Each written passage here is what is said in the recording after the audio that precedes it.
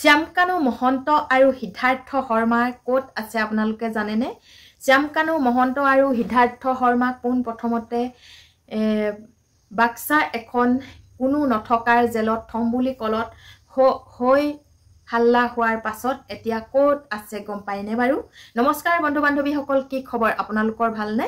বৰ্তমান মোৰ ভালেই। আমি সকলোৱে বিচাৰি আছো জুবিন গাৰ্গৰ ন্যায়, কিন্তু শ্যামকানু মহন্তৰ পত্নী আৰু সিদ্ধাৰ্থ শৰ্মাৰ পত্নী আৰু শেখৰ জ্যোতি গোস্বামী পত্নীয়ে তেওঁলোকক কেনেকৈ বচাব পাৰো সেই কামটোত লাগি আছে। আৰু তেওঁলোকে কোৰ্টে থানায়ে গোটেইখনতে ঘূৰি ফুৰিছে উকিল বিচাৰি। এইটো কিন্তু মানুহক দেখুৱাহে তেওঁলোকে অলৰেডি মেনেজ কৰিছে। আৰু সেই মেনেজ কৰা গৰাকী কোন আপোনালোকে গম পায়নে? এতিয়া শিখা শৰ্মাই যে সকলোকে কৈ আছে জুবিন গাৰ্গ এনেকুৱা, জুবিন গাৰ্গ তেনেকুৱা, জুবিন গাৰ্গে পইচা কাৰণে চিনেমা কৰিছিলে, এইবোৰ কৰি আছে যে, সেইবোৰ লিড লৈছে এই শিখা শৰ্মা বুলি কোৱাজনীয়ে।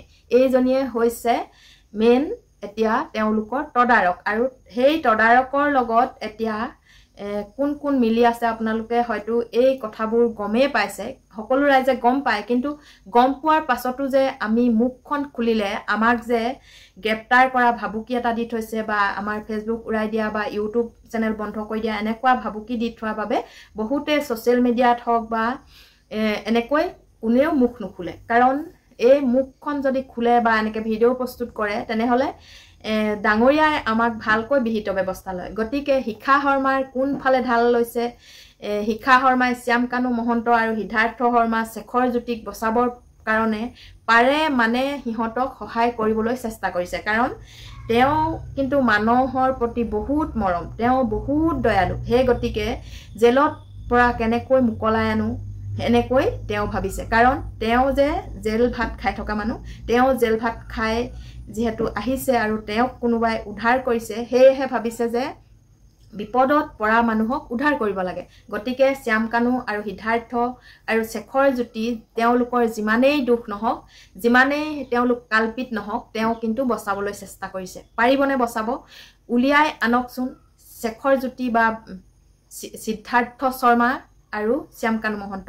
সিহঁতক ৰাইজে পাব লাগিলে গুৰুলা গুৰুল কৰাটো বাদেই দিয়ক, সিহঁতৰ মাংস বা তেজ অকণমানো নথকাকৈ মানুহে পিঠা গুৰি কৰি পেলাব।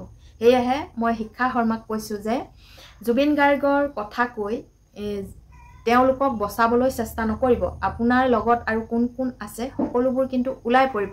গতিকে তেওঁলোকক বচোৱাৰ আগত আপুনি নিজেই বাচিবলৈও চেষ্টা কৰক। আপোনাকো মানুহে বহুতে চাই আছে, আৰু যদি আপুনি কেনেবাকৈ তেওঁলোকক বচাবলৈ চেষ্টা কৰে তেনেহ'লে আপোনাৰো বিপদ অনিবাৰ্য। সেই গতিকে মই আপোনালোকক এই কথাষাৰ থোৰতে আগবঢ়ালোঁ। ভাল লাগিলে লাইক, কমেণ্ট আৰু শ্বেয়াৰ কৰিবলৈ নাপাহৰিব।